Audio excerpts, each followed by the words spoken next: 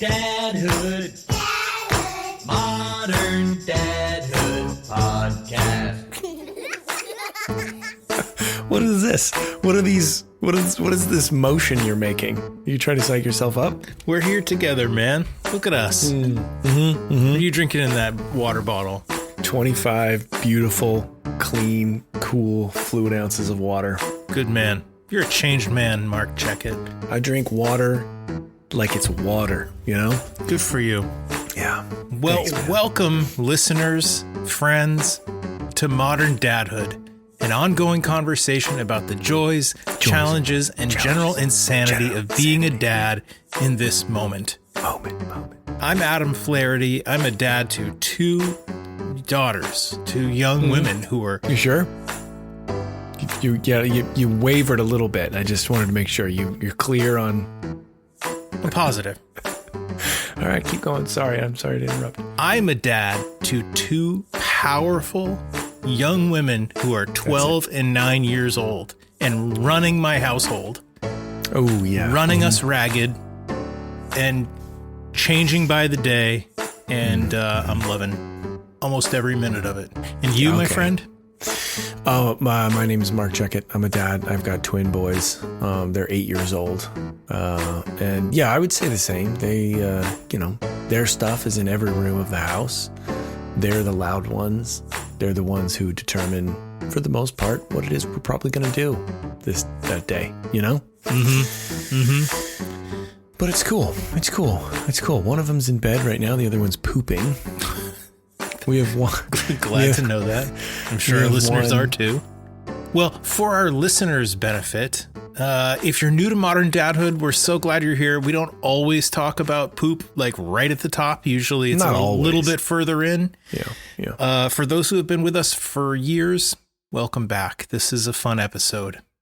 We are glad to have you here. And we're also glad to have our guest for today's episode, Rick Robles, who is an accomplished voiceover actor, artist, and now the singer in a rock band that makes kid music. In a largely animated rock band. Yeah.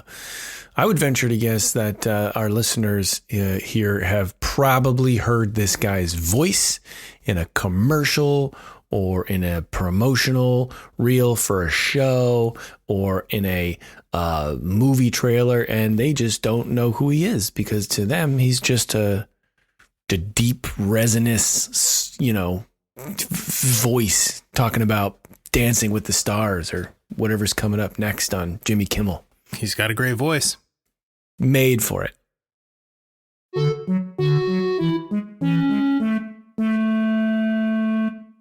Listen, only a few weeks before back to school, what's on your list? You got a bucket list of like things that we've got to accomplish, do, see, visit before school starts? Boy, oh boy. First of all, thanks for reminding me that it's so close to the end of summer. Appreciate that. Yep. It's not like a huge list. There are a few things that we'd like to do. One of which is head up to the mountains, which we're going to be doing next week. Fun. Might even drive to the top of Mount Washington, which, if you can believe, I've been living here since 2014. Still haven't gone to Mount Washington. Wild. It's kind of a sin, right? Like we should have done it, but maybe we'll cross that off this summer. I'd love to get. I'm not a bumper sticker guy. Like I'm not going to put a sticker on my car. You can't change my mind. But I do really like the bumper stickers that say this car climbed Mount Washington. So I'll probably get one. But then I'll probably put it on my beer fridge in the basement. We'll also probably go down to Boston. There's a great like science museum down there. There's a children's museum down there, and I'd love to cross those off the list before the end of the summer as well. You should most definitely drive up to the top of Mount Washington. Yeah, my vehicle has done it 3, maybe 4 times. That's awesome. And it's great. I mean, you got to do it if you're going to be up there. Yeah, I'm pretty stoked about giving it a shot. But what about you? What do you guys got still going on? Anything? Any big plans in between now and start of school? We too are going to spend some time in the mountains.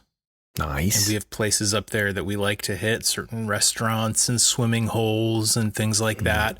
But I don't know, like there's nothing, I think, mandatory that I'd like to do before school starts. But I do have a few kind of idyllic sort of summertime things.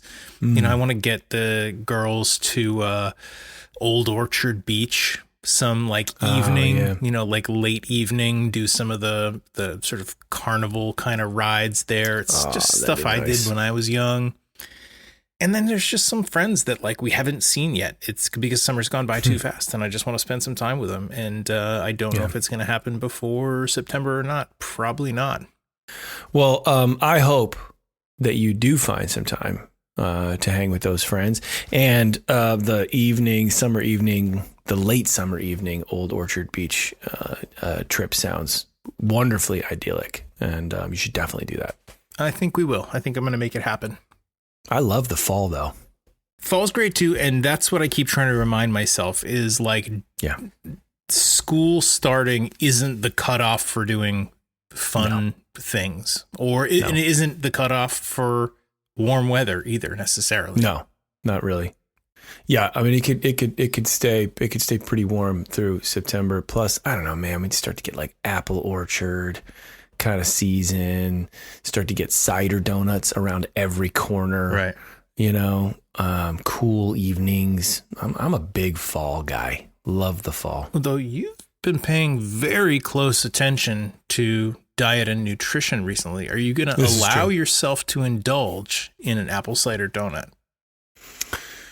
No, probably not. I might have some apple cider. Packed with sugar and carbs. Yeah. Yeah.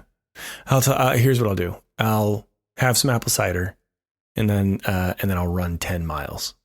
Good man. Even things out. Good man. Bro Coach Nick would be proud. Bro Coach Nick, dude.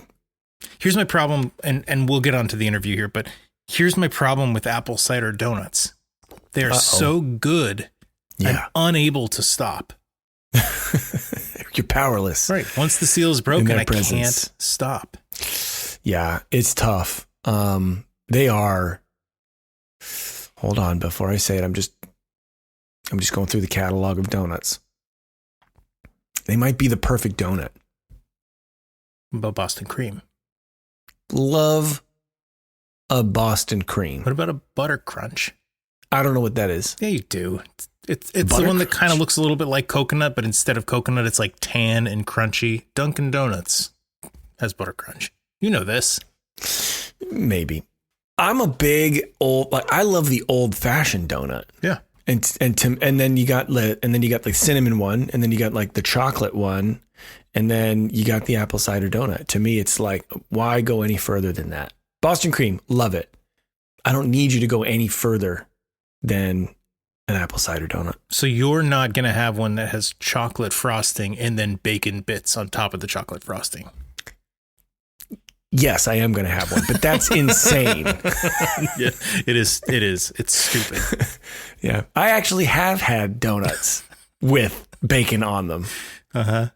Yeah, I have. I'm not ashamed to admit that. Ugh. Well, what's next? Let's just get right to our chat about fatherhood and voiceover and 90s inspired rock music for kids. Oh, yeah. And just a quick bit of context for the listeners. When we were setting up this interview, I accidentally referred to Rick as Jeff in an email, but Rick thought that I was referring to Mark as Jeff. And so this name Jeff has just erroneously been floated around, and it's become a little bit of a joke. I just didn't want you to feel left out when this joke starts flying around pretty quickly in the conversation. All right, here we go. Rick Robles.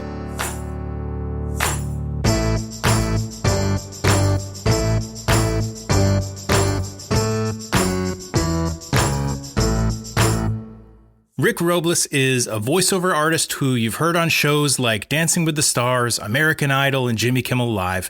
It's his kids, however, that inspired him to start a 90s-inspired rock band, making music for kids, and craft a whole animated show around it called Shoe Biters. We're excited to chat about this. Jeff, welcome to Modern Dadhood. Jeff! I love that I didn't even mean to. In our emails, I was Jeff. Jeff will be my new alter ego. Jeff turns up like a real jerk, though. He sucks. Guys! Yeah, he does. He sucks. All right, let's get this going. Let's move it along. Rick's a really nice guy. He plays children's music, but Jeff, guys, these are terrible questions. Oh my God. Didn't even mean to. I love it. That's awesome. I do love that you caught it so fast, though, after you said it. As soon as I said it. All right. That was great. Oh my Although God. I should say right off the bat, because if there are Dancing with the Stars or American Idol fans, or Jimmy Kimmel, they're going to say, man, we've never heard this guy's voice in the show. I'm the promo guy. So I'm not actually in. If you watch the full episode of Dancing with the Stars, you won't hear me. You see the stars dancing and the hosts and the judges.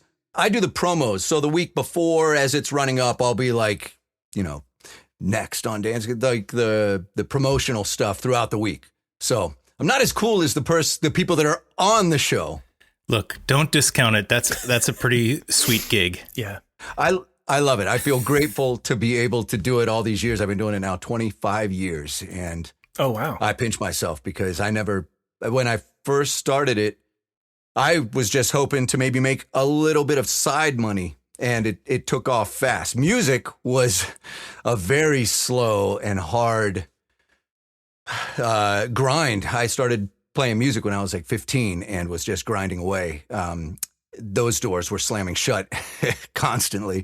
Voiceover from the very beginning was that industry welcomed me. Where the music industry, when I was younger, shut me out, and I don't blame them. Now I understand why. I didn't have authentic songs, but now that I'm writing kids' music, seems to be much more authentic. I can't wait to dig into that more with you. But we're not here to talk about why I'm wearing this silly shirt. Let's talk about fatherhood, which I'm so excited to talk about. That is my true passion. These songs wouldn't exist if it wasn't for fatherhood. Yeah, we'll talk about all of it, but we would love to just hear about your family so talk to us about what it's like being a dad for you in summer 2026, and then we'll talk about what your kids did or said that inspired this project. I have a 6.5-year-old. His name is Graydon, and I also have a 4 3/4-year-old. When am I going to stop doing 3/4 ages? But he'll let you know. That he's 4 3/4. They'll let you know. And my wife and I live in Santa Barbara with them. And this summer we've been doing a couple of road trips. We went on a 12-hour road trip up past Eureka, which was fun. There's probably 5 stories that would be relevant to this podcast about fatherhood challenges and overcoming them and coming together as a family unit throughout that trip. I think road trips are amazing. Do you guys like road trips? You go on road trips with your family? I mean, yes, I like road trips in theory. Yeah. I have, so for your benefit, I have 2 kids that are twin boys. So right now they're 8 years old. And I would say their favorite thing to do, whether they realize it or not, is to argue with one another constantly. So a road trip right now, I would say if it's short, I think we'll all be fine. If it goes on for too long, I think it'll be problematic for everyone in the car. Yeah. Right. Yeah. My girls are 2 daughters, 12 and 9. And sometimes longer car trips are great, and sometimes they're really difficult for the reasons that Mark just said, but also because the 4 of us, my wife included, we're all kind of arguing over music. And, I'm not trying to force in a segue, but my girls are into whatever's popular now, both very into Taylor Swift, want to hear that all the time. And my wife and I listen to it all the time because they force it on us, but also we try to take turns and introduce them to stuff that they may not know that we feel like they should have some exposure to. And a lot of that actually happens to be the music that we're nostalgic about and some of our favorite stuff, which is what we were listening to in middle school and high school in the 90s and early 2000s. And so I also want to talk about that because I know that your music is very much inspired by that time period too.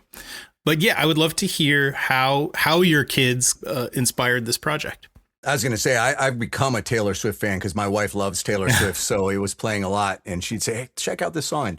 I was almost closed-minded 9 years ago when her and I were first hanging out. And she turned me really quick because Taylor's got some incredible songs. Wow. So she's a real craftsman of songwriting. She sure is. Craftswoman of songwriting. Oh, by the way, I listened to, is it Nervous Dog?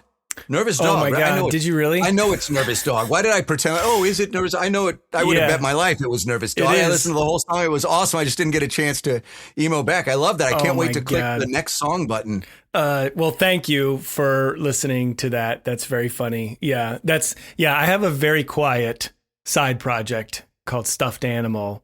Yes. I guess long enough time listeners would have heard a couple of tracks probably peppered in through some of our episodes.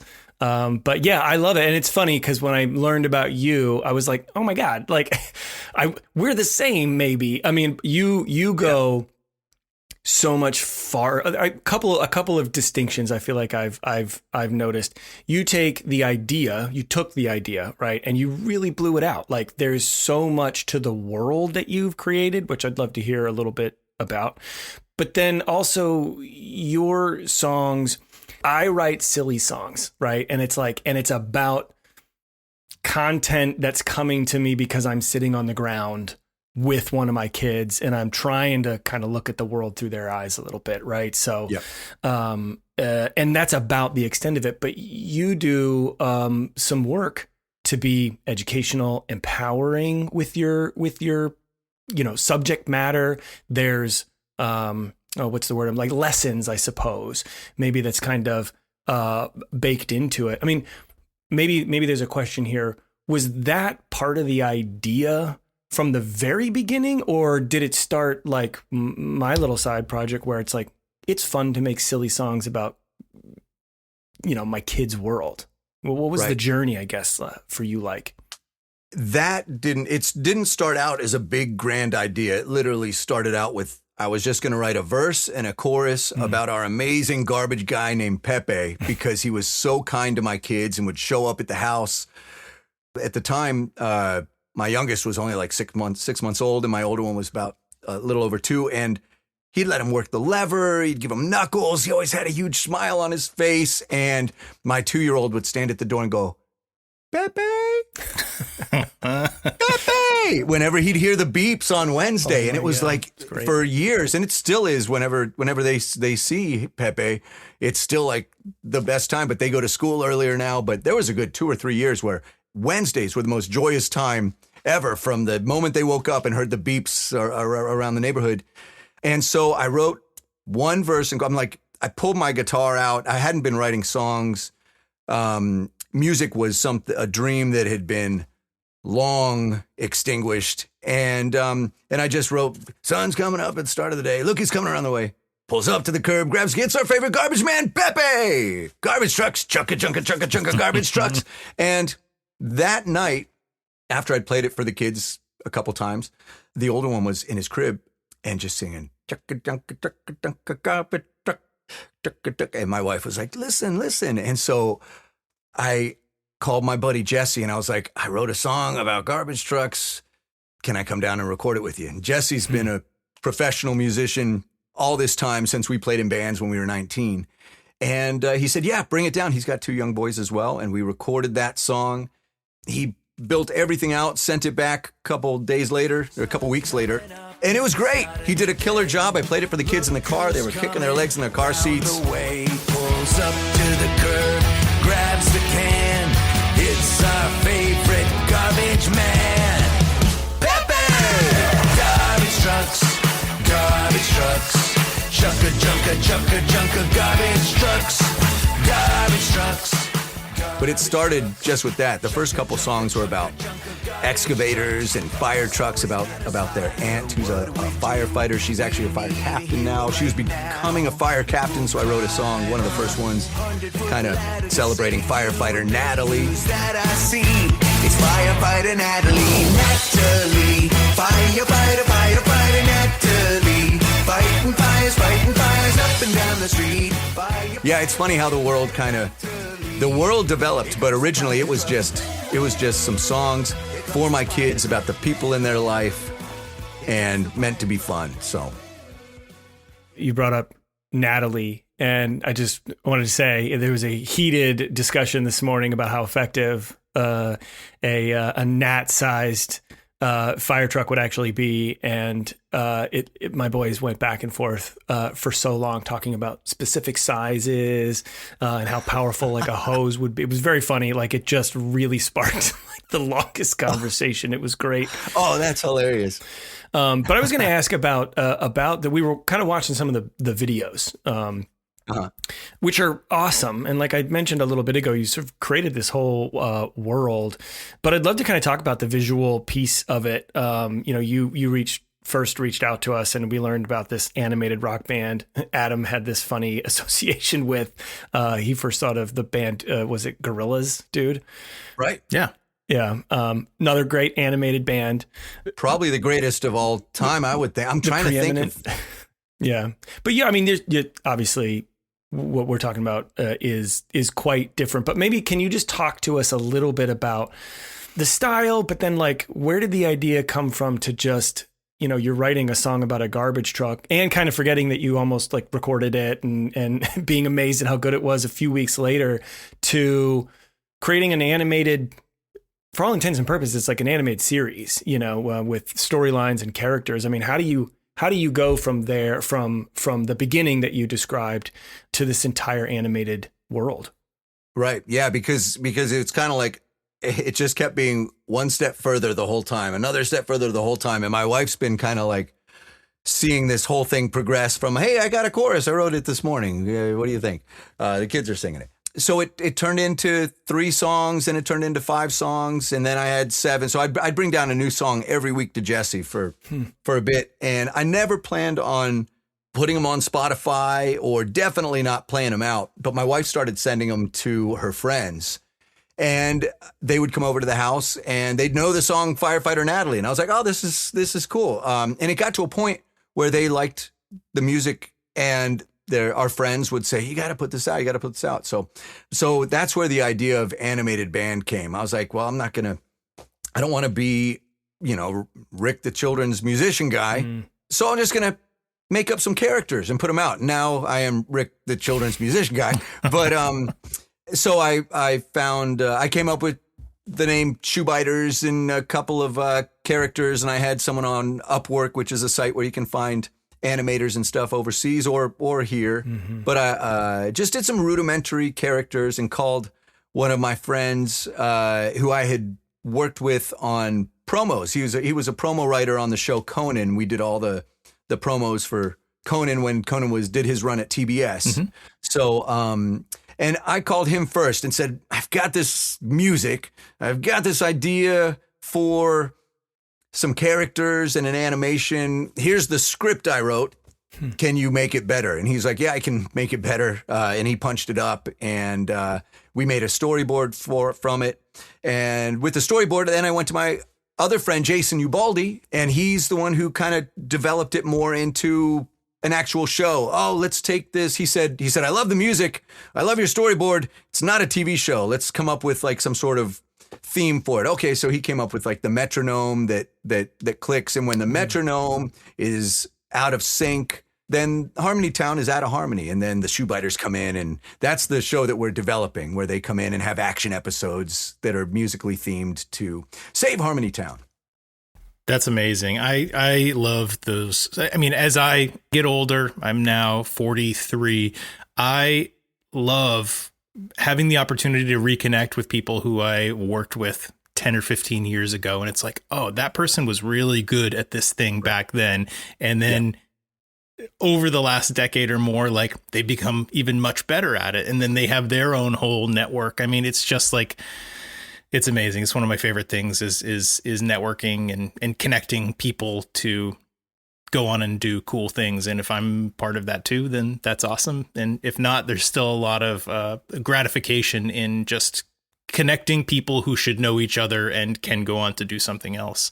Right. Yeah. Especially when the friendships are organic. Yes. Like there wasn't any, hey, I better keep in touch with this guy because maybe sometime in 20 years, I'm going to come up with an idea for a cartoon that I'm going to need a writer for. So yeah.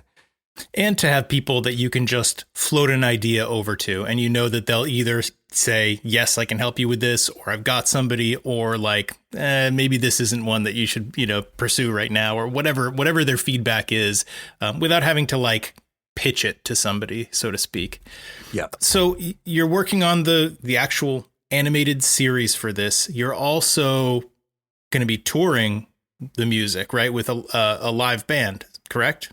Yeah, sort of. I just wanted my 6 and 4-year-old to, at the time, I think they were 5 and 3. We did our first show in January of this past year, 2026 there. And the reason for that was just, I wanted my kids to see this music played loud. So I booked a show at the Whiskey and called on Sunset and called a bunch of my musician friends that said, all right, we'll dress up like Ruffy and Lizzie and Bruiser, and Jennifer Oberly dressed up like Bruiser with the cat ears and the whole Bruiser get up and really got into it, even got a pink bass guitar. So my friends really stepped up and became the characters. So we did that show at the Whiskey, and when we came out and like hit that first power chord, and I got to see my kids' faces, like, yes, it was awesome. it was awesome. And I started doing solo stuff at schools. And really quickly, this is just like 2 months ago, then they asked me to do an assembly. And I said, yeah, I'll write one. So I wrote like a 40-minute assembly that's kicked off the Power Words concept, which is what this album coming out on August 22nd. And then a second one, Volume 2, comes out in March. But yeah, that's where the assembly came from. And the assembly thing is the thing I'm going to start touring with.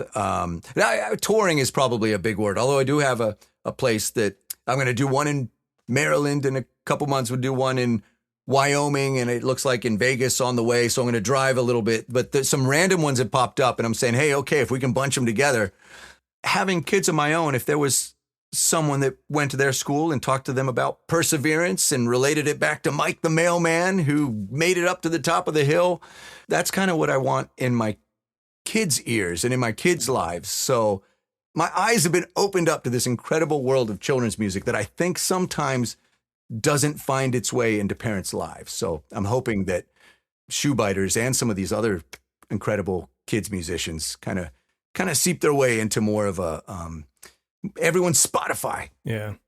I think there's something really special about how we can like learn from music, because music excites just like so many parts of the brain and is like very stimulating. And so, I mean, it's it can affect you physically, right? Like you want to get up and like move around. You can feel music when you're in a live environment, but it's such a great vessel to be connecting with younger minds, through music, because I just think it can be such an impactful thing and really stick with kids, maybe more so than like somebody just getting up and saying, hey, we're going to learn about resilience today. Let me talk at you for a little bit. It's a big difference. Right.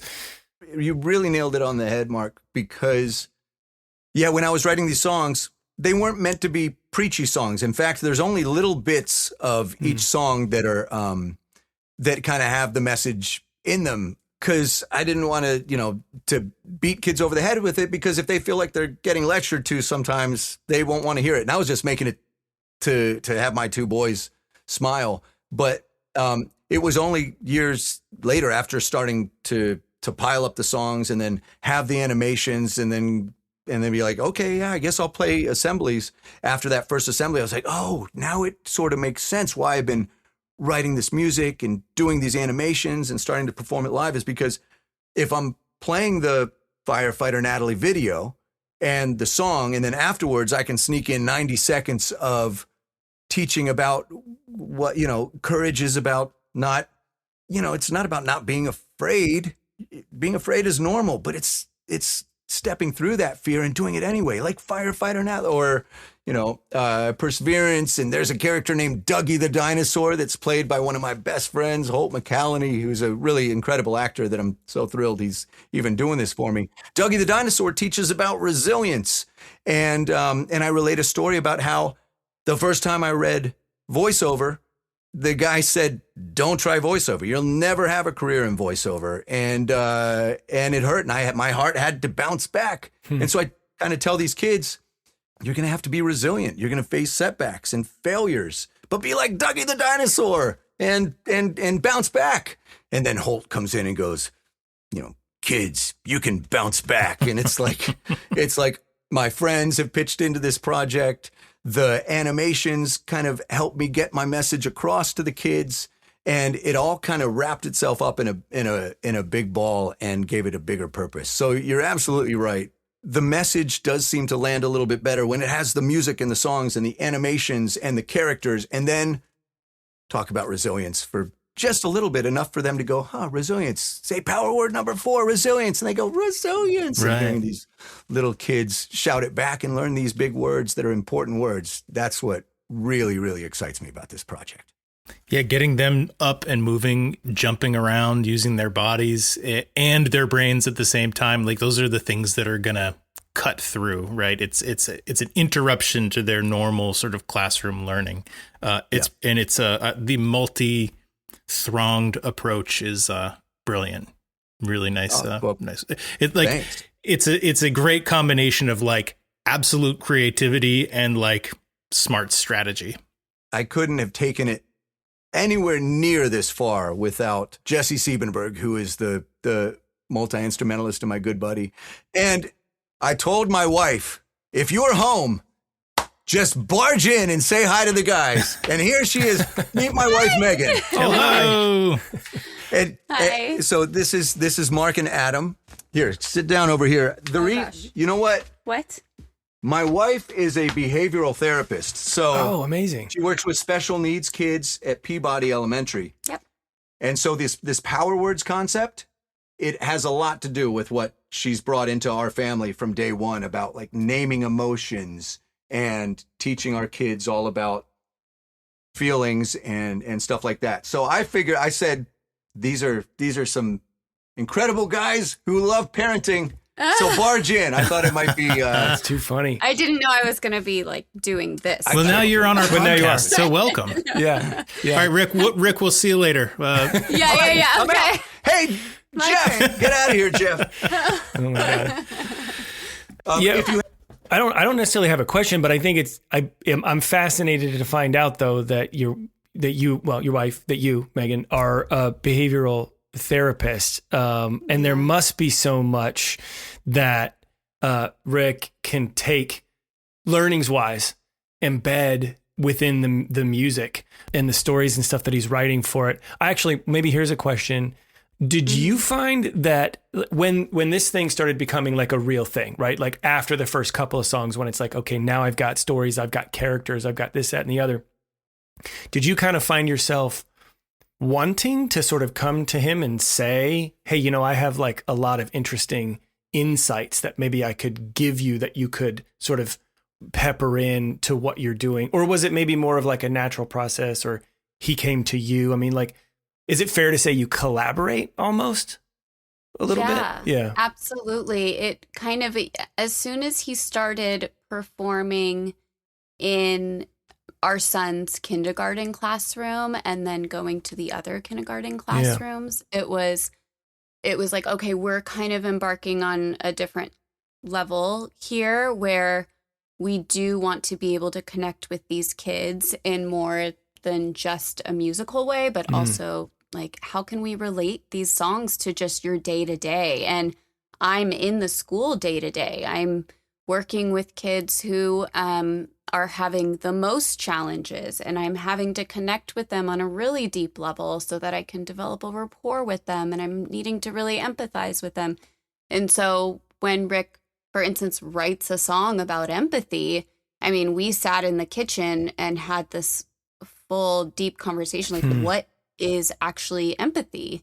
And like, you know, we say like walk a mile in your shoes, but it's like we are thinking of a time like God, when did I feel that way? When have I felt like that much disappointment or dread or you know what I mean? Like we really like got into it, and it was more than, and Rick sat listening, and he's like right, it's more than just sympathy. God, I feel so bad that you're going through this. It's like you are in it with them, and you are sitting in it with them, and that's what I do for work. And so to be able to convey that and articulate that to Rick so that he can articulate that in a song, and so that we can also implement this with our kids in parenting, like that, you know, it is cool how that's been able to kind of like weave into each other, you know? Yeah.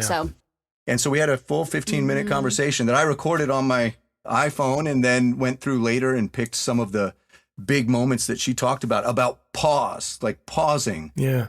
Really trying to understand and feel what someone else is feeling and sitting in it, not just offering advice and stuff. So not fixing. Yeah. Right. So just really, just sitting, like creating that space for them and sitting with them. And it's so relevant. I mean, it's what we have to do with our kids all the time when what they're going through feels so irrational to us. Like, how could you possibly think it's such a big deal that you can't have the same watch as your brother? Like, this feels like the biggest problem in the whole universe this morning for you. Like, this is a huge problem. Like, that must feel so bad that you can't have the same thing that he had. You know, it's like you really got to feel it with them so that they can just feel understood, and, you know, and instead of what I sometimes want to say, which is, buddy, it's just a watch. Let's just put it. It's just a watch. That's like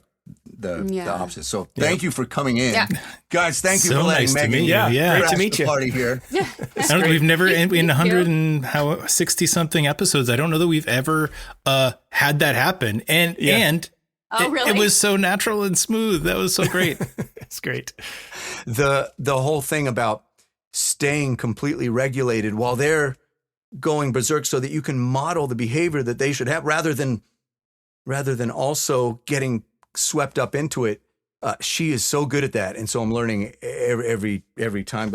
She'll just kind of give a look when I'm like, "Hey, you don't have to," because they're going to learn from what we do, and so that's exactly right.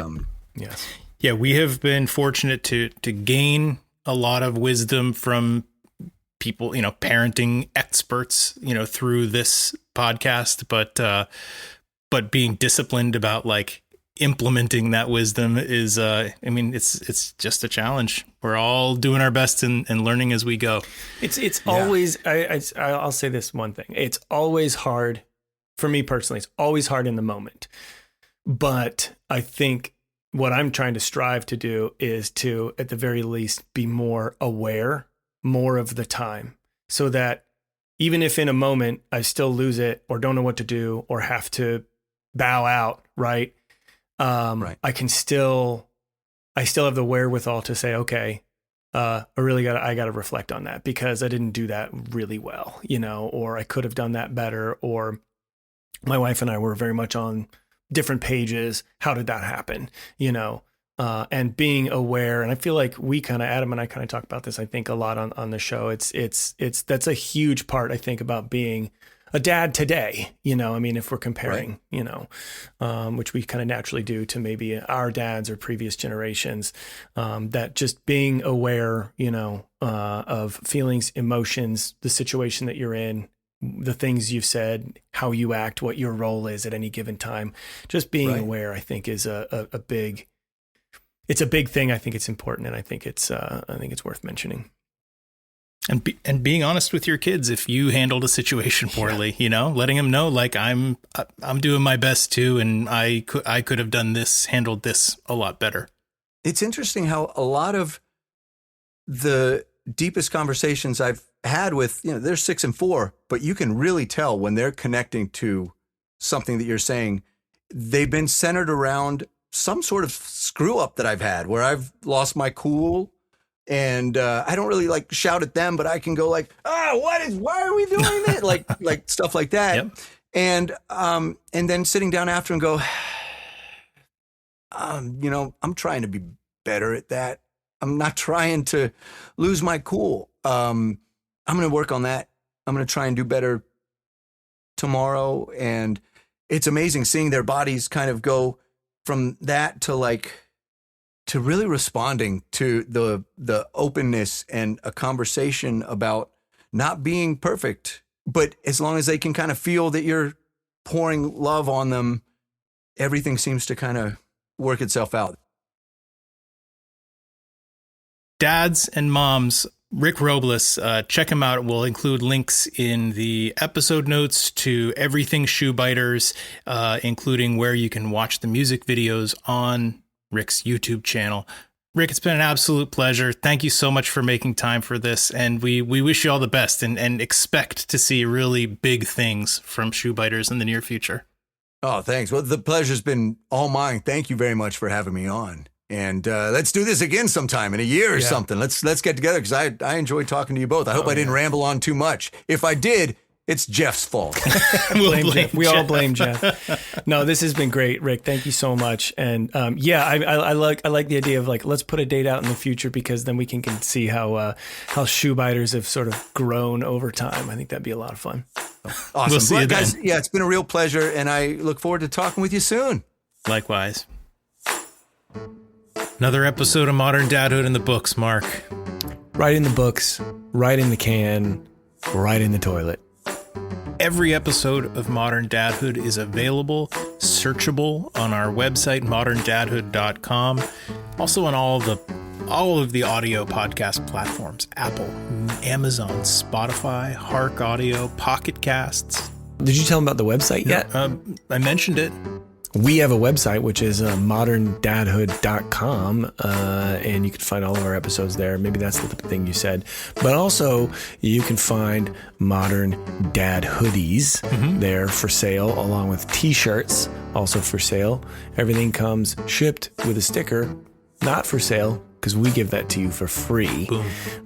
There's also a little form there. I know how much everybody loves forms. You could fill that out to send a note directly to us, or you could send us an email at hey@moderndadhood.com. Write us and let us know what are you most excited about the new school year? You know, are your kids excited? Are they nervous? Are they scared? Is it like a big change? I feel like my kids we're going from second grade to third grade. I think there's going to be a substantial change in, like responsibility and expectations and stuff as far as their participation goes. You know, They might be bringing home some homework. I'm thinking we might be getting homework this year, which I'm actually kind of stoked about. I'm not sure why, but I'm kind of excited about it. We're on all the social platforms. We're okay about posting there, but follow us on Instagram and TikTok and YouTube. Is Facebook still a thing? Yeah, follow us on we- Facebook. Are we in the metaverse? Is that still a thing? Yeah. Did that actually happen? Yeah, it's a real thing. That's too bad.